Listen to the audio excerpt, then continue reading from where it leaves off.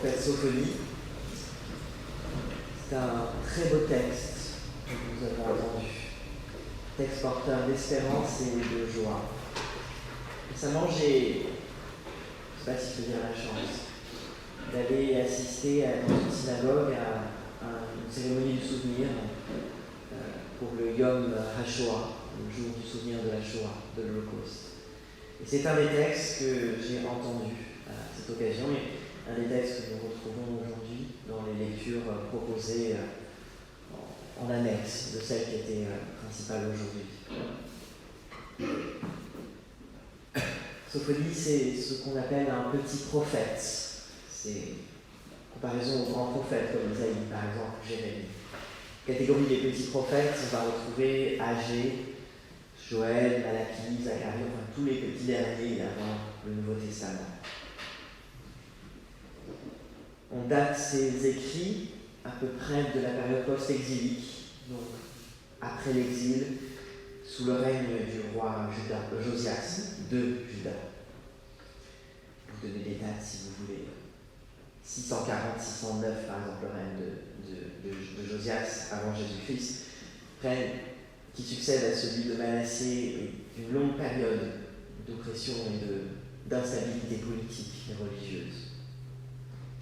Le texte d'ailleurs, dans l'ambiance entière de tout le livre du prophète Sophonie, on retrouve justement ce climat d'avant la réforme dite deutéronomique, le moment qu'on a dans le deuxième livre des rois, au chapitre 22, où on redécouvre dans le temple le livre de la loi et on commence une longue réforme, on enlève le poteau d'Achéra, le temple de Jérusalem, on enlève les idoles, il y a un rétablissement du culte du temple.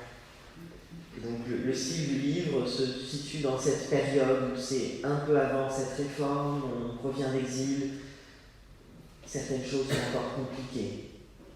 Et le texte est assez paradoxal d'ailleurs, c'est un texte qui est rempli de joie et en même temps de colère. Et il concentre un peu ce que les grands prophètes disent, en particulier Isaïe. On dit souvent d'ailleurs que Sophonie était un disciple d'Ésaïe, dans ce sens-là, où il reprend beaucoup ce que dit Ésaïe, et les critiques vont dire qu'il le simplifie. Je ne sais pas trop s'il le simplifie, je pense qu'il récapitule, qu'il rassemble tout ce qui a été dispersé pendant un temps. Ce livre est donc assez critiqué par certains exégètes et théologiens qui estiment que c'est un livre qui a un style plat, qui n'a fait pas de grande innovation théologique, voire même en enlève. Son style littéraire est quand même très intéressant, mais pour certains, il manque d'originalité, il manque de saveur. Les exégètes chrétiens vont même à dire qu'il y a un problème avec ce livre, c'est qu'il n'y a aucune notion de messianité davidique. Les Juifs, quant à eux, préfèrent rajouter le fait que Sophonie ne parle pas de repentance. Il ne lance pas d'appel à la repentance. Il fait ce qu'on appelle les oracles de jugement, les oracles de promesse, mais à aucun moment il invite les personnes à vraiment se repentir. Il leur fait bien peur et puis après leur dit « mais le Seigneur est là ». Et donc les Juifs, commentateurs juifs, critiquent ce point-là, et les chrétiens se concentrent plus sur le fait qu'il n'y a aucune notion de messianité, de temps messianique qui arrive, ce qu'on retrouve en Ésaïe et qui n'est pas dans le livre de Sophonie. Permettez-moi, moi qui aime beaucoup ce livre-là, de relativiser un peu tout ça. Je pense qu'on peut trouver, quand on lit en parallèle ce texte-là avec les évangiles, une forme de messianité, ou de temps messianique, comme disent certains juifs d'ailleurs. Cette promesse que nous venons de lire, ce passage-là est, à mon sens, assez messianique, dans le sens où il annonce un temps nouveau, un temps de renouvellement et d'espérance. Et c'est ce que porte le message des évangiles, et en particulier celui de la résurrection. C'est un texte, ce sont des textes dans le livre de Sophonie qui ne sont pas évidents à lire. On passe avec un énorme contraste entre la colère à la joie de Dieu. Et il suffit pour ça juste de lire quelques pages auparavant, premier chapitre de Sophonie, au verset 2, qui nous dit « Je vais tout extirper de la surface de la terre, oracle du Seigneur. tout extirper. Certaines traductions vont dire « je vais tout exterminer, tout détruire ». La formule « oracle du Seigneur » qui revient à plusieurs moments est une formule qu'on retrouve dans le style prophétique de l'Ancien Testament et Sophonie s'inscrit dans ce style-là littéraire. En hébreu, c'est « Ne'um Hashem ». Permettez-moi de ne pas dire Yahweh, je ne suis pas très fan de Yahweh, surtout qu'on n'est pas très sûr. Je préfère, comme disent les Juifs, Hashem, que je trouve assez beau, qui veut dire le nom.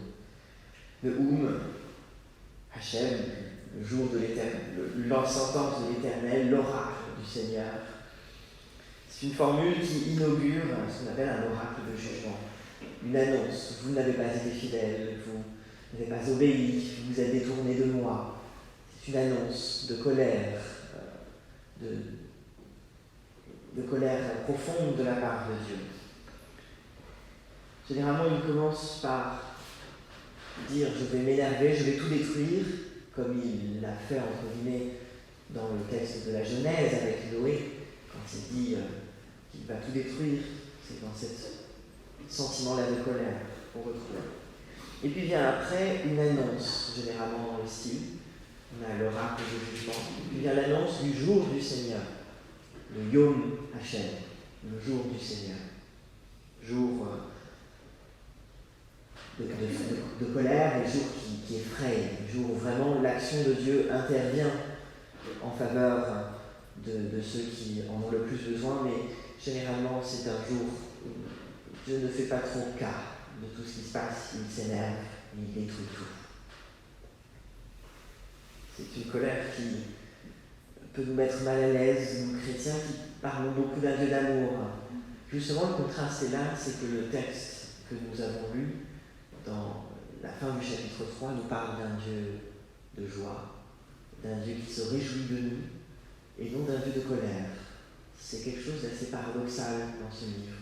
La colère laisse place à une immense joie, sans vraie transition. De la colère, Dieu passe à la joie, à l'allégresse.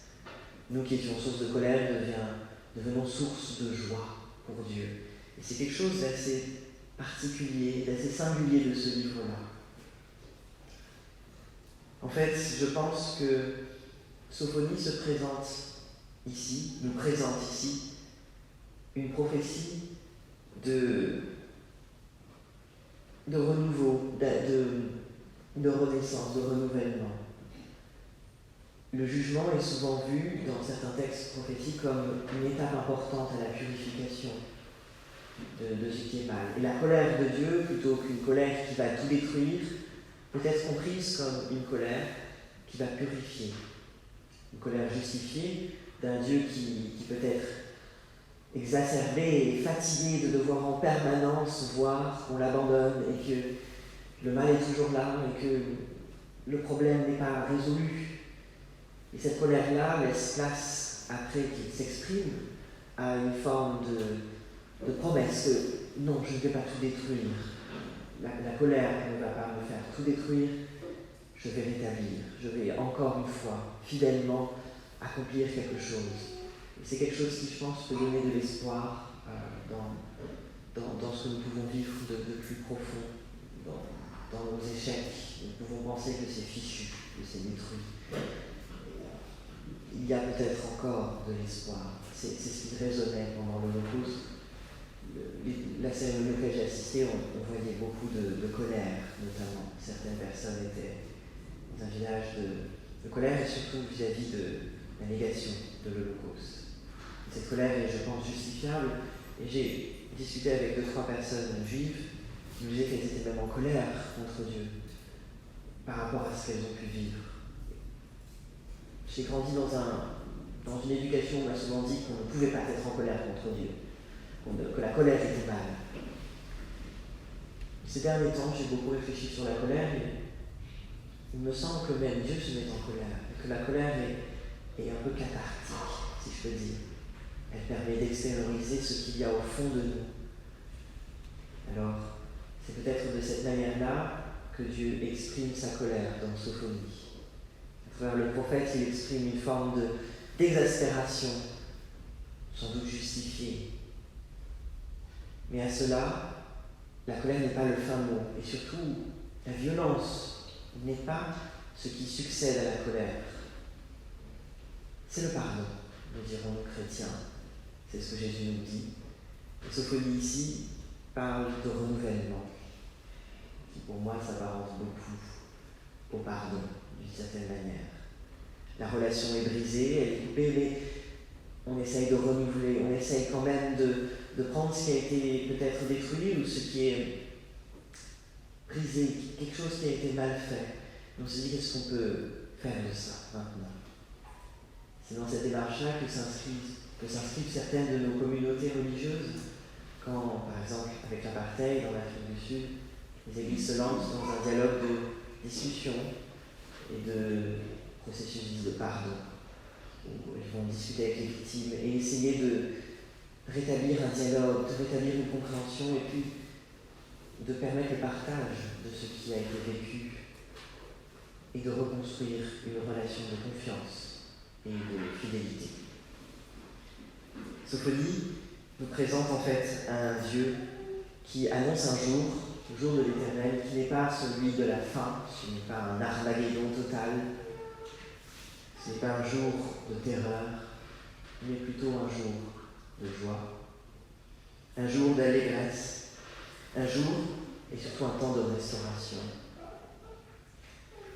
Dieu n'est pas ce Dieu de la terreur dont on peut parfois entendre, ce n'est pas non plus un Dieu de la mort qui voudrait que certains d'entre eux, surtout les plus impies pécheurs, que nous désignons parfois comme chrétiens, nous chrétiens, Dieu n'est pas le Dieu de la mort qui désire cette mort-là.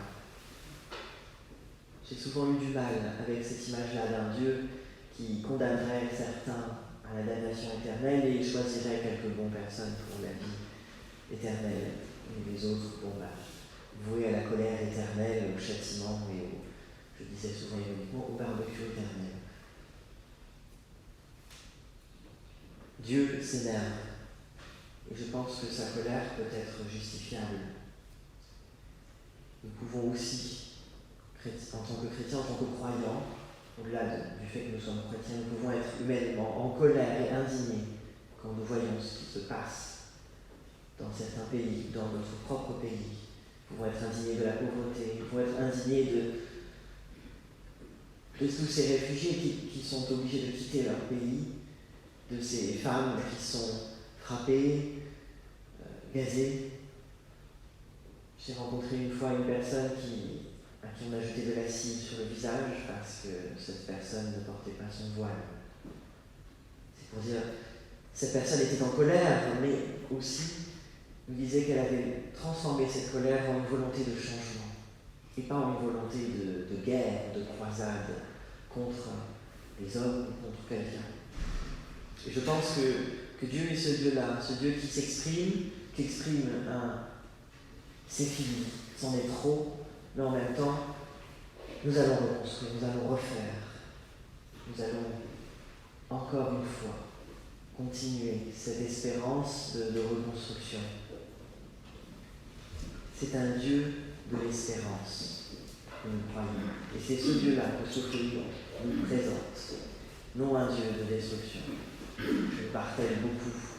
On peine parfois à vraiment le prendre dans nos quotidiens, dans nos discours d'église. Parfois, on présente un Dieu qui va venir et qui va juger. Et le jugement de Dieu est quelque chose qui est assez complexe au fond. Certains discours vont avoir une conception du jugement comme une destruction, comme quelque chose d'assez terrible.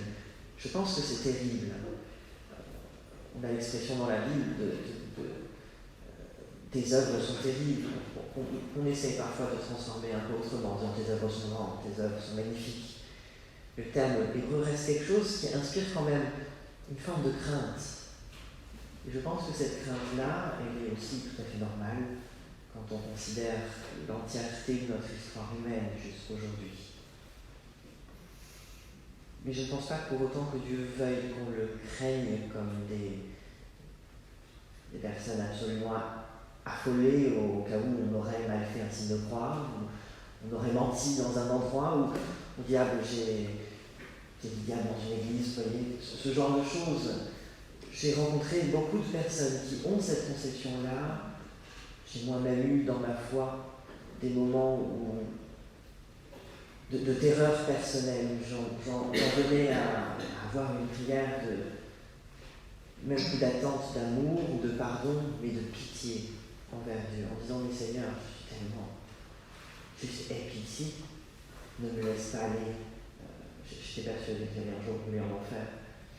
Et c'était une déchirure personnelle de vivre cette prière-là et en permanence essayer de changer quelque chose qui, je pense, au fond, n'avait pas à changer.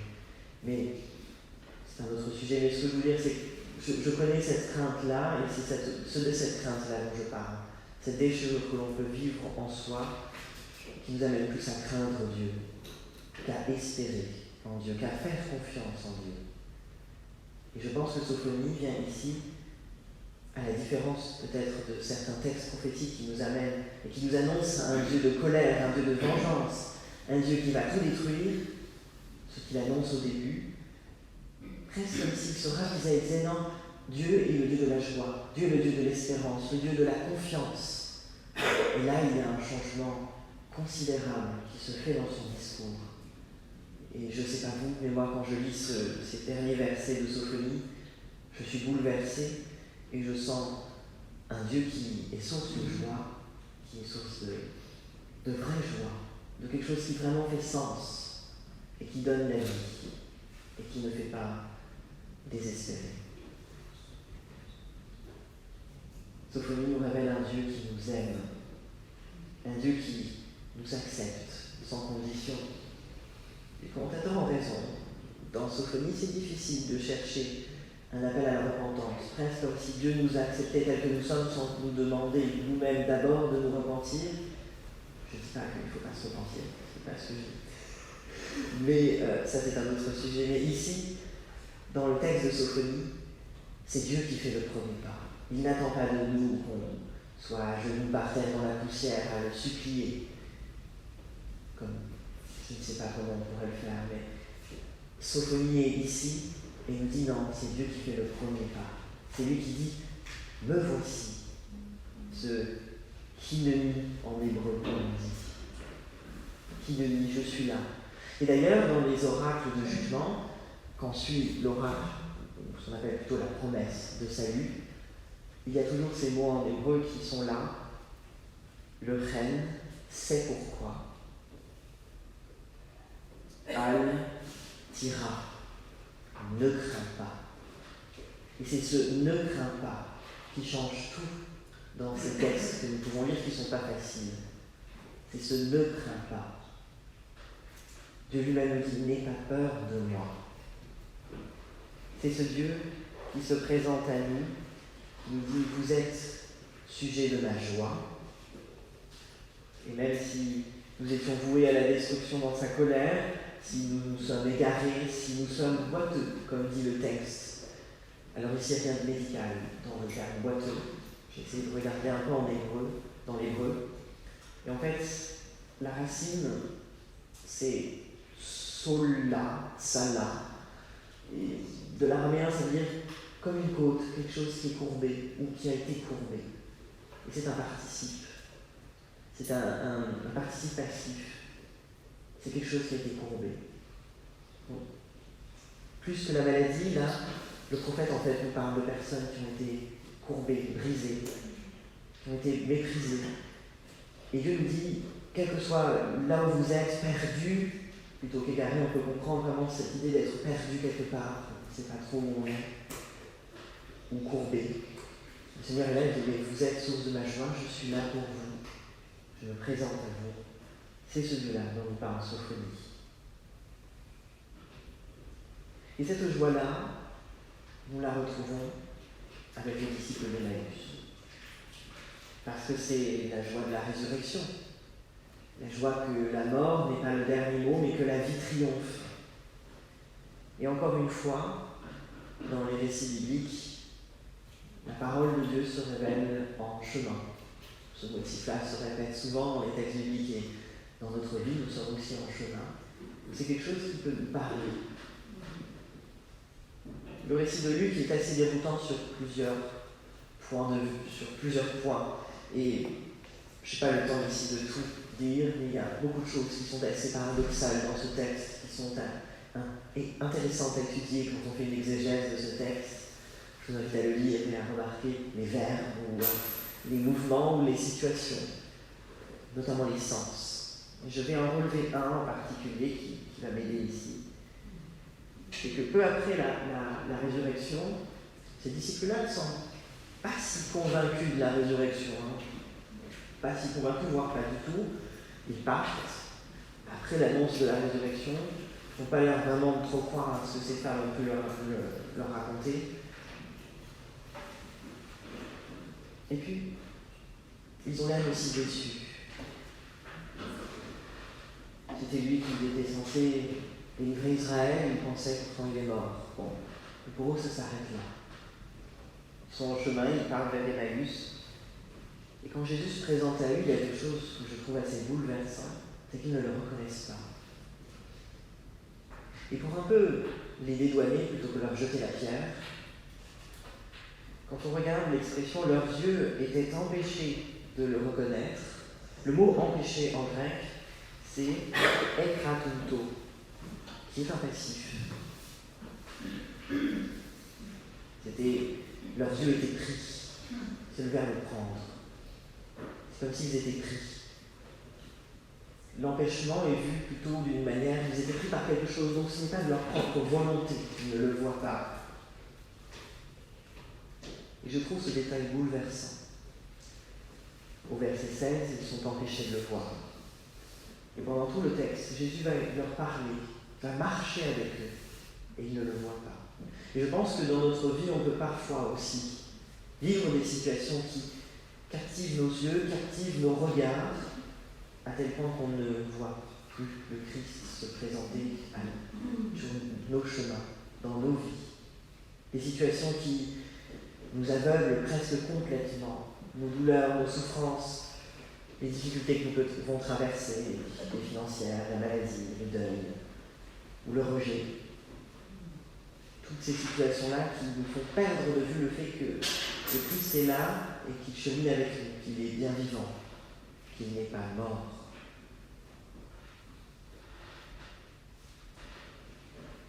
Et le verset qui est le verset 16, et puis tout d'un coup, au moment d'une scène un peu improvisée dans une auberge, Jésus rompt le pain, et c'est à ce moment-là, au moment de cette scène un peu improvisée, que leurs yeux s'ouvrent. Et encore une fois ici, le terme grec est intéressant, c'est encore un passif. C'est encore pas de leur propre volonté. Et c'est rassurant, je trouve. C'est rassurant parce que ce n'est pas de notre faute si l'on peut parfois être empêché de reconnaître le Christ dans notre vie, et ce n'est pas à nous à faire quelque chose pour voir le Christ. C'est Christ qui se révèle à nous, et dans nos situations, c'est le Christ qui vient se révéler à nous. Alors ça ne veut pas dire qu'on n'a rien à faire du tout et que Dieu fait tout, mais ici, ce n'est pas les disciples qui par eux-mêmes ouvrent leurs yeux et d'un coup disent « Ah tiens, c'est Jésus-Christ qui nous donne ce bout de baguette », si c'était une baguette. Mais c'est leurs yeux qui s'ouvrent.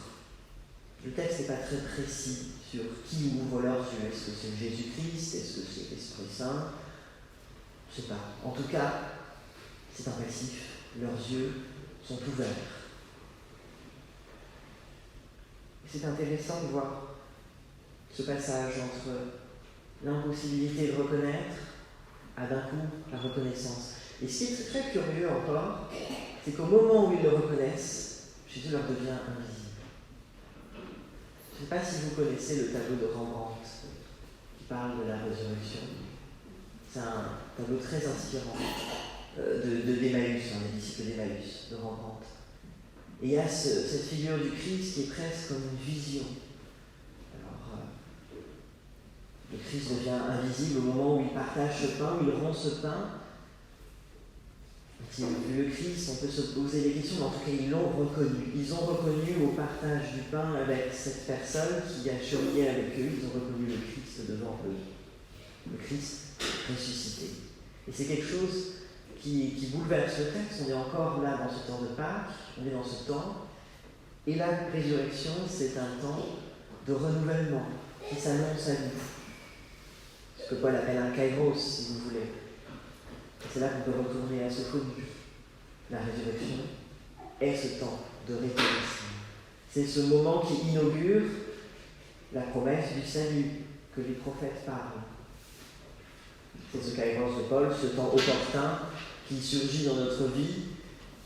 Et quand on est empêché de voir, il y a ce moment de révélation où on peut voir le Christ. Et ensuite, c'est à nous de cheminer avec cette annonce qui nous a été donnée. Et on ne chemine pas seul. Encore une fois, le Christ est là, même si parfois on ne le voit pas. Et quand on le voit, ne serait-ce qu'un court instant, il demeure auprès de nous. C'est ce que nous dit Sophonie dans son texte. Il est auprès de vous. C'est lui votre source de joie. Il est avec vous. Alors c'est assurément de la joie dont il est question, d'espérance, d'amour et de renouveau ce matin. Si je suis ici devant vous, c'est que j'ai vécu ce petit moment, à un moment donné, où, perdu et aveuglé, je ne voyais pas, rendu aveugle, comme dit ce texte de Luc, je ne voyais pas le Christ dans ma vie. Il a fallu d'un petit geste de quelqu'un, d'une petite parole, et puis d'une petite prière. Et d'un coup, mes yeux se sont ouverts sur le fait que je n'avais pas à remplir une condition ou des conditions pour être aimé de Dieu. Et que la crainte que j'avais pour Dieu était sans doute surdimensionnée et plutôt toxique, vivante. Et c'est à ce moment-là que tout a changé. Je ne serais certainement pas devant vous aujourd'hui si je n'avais pas vécu ce petit kairos, ce petit moment où je dirais que le Christ s'est présenté à moi. Et ce texte de Sophonie, je l'avais lu à l'époque, et j'ai vraiment entendu durant cette célébration de la Shoah, et quand j'ai vu que ce texte était proposé, c'était une occasion de faire une relecture sur la joie. Par la résurrection, le Christ nous donne une espérance que dans nos peurs, que dans nos terreurs, que dans nos limites, que dans ce qui peut être dur, il y a quand même une lueur d'espoir. Que le Christ est quand même là. On m'avait dit que le Christ ne pourrait pas être avec moi où que j'aille, puisqu'il fallait remplir certaines conditions, et puis il fallait que j'aille plutôt dans certains endroits que dans d'autres. Il a fallu que je sois complètement perdu et désespéré pour comprendre qu'en fait le Christ était tout le temps avec moi, dès l'instant de mon baptême, dès l'instant où j'étais venu sur cette terre, il était avec moi. J'en avais presque oublié que le fait que ma mère m'avait appelé Emmanuel pour me rappeler que Dieu est avec moi, je l'avais oublié. Alors que la joie de Dieu soit votre espérance, soit votre renouvellement, soit votre joie véritable. Je terminerai par une petite anecdote. Dans une période de ma vie avec ma mère où tout était assez compliqué, on avait presque tout perdu et on était seuls, ma mère et moi. Et à l'époque, combien j'étais assez réticent de me lever le matin, puisque j'entendais ma mère chanter les louanges le matin, et elle chantait un chant. C'était 7 jours sur 7, elle chantait le même chant, c'est pour ça qu'à un moment donné j'en avais marre. Mais pourtant, ces paroles l'ont maintenue pendant toute cette période, et c'est qu'aujourd'hui je comprends pleinement la difficulté de ce qu'elle a pu vivre. Et elle chantait cette parole, cette phrase très simple qu'elle répétait en boucle. La joie du Seigneur est ma force. La joie du Seigneur est ma force. La mélodie, c'est la joie du Seigneur est ma force. La joie du Seigneur est ma force. Et elle chantait ça en boucle, en boucle. La joie du Seigneur est ma force. Et notre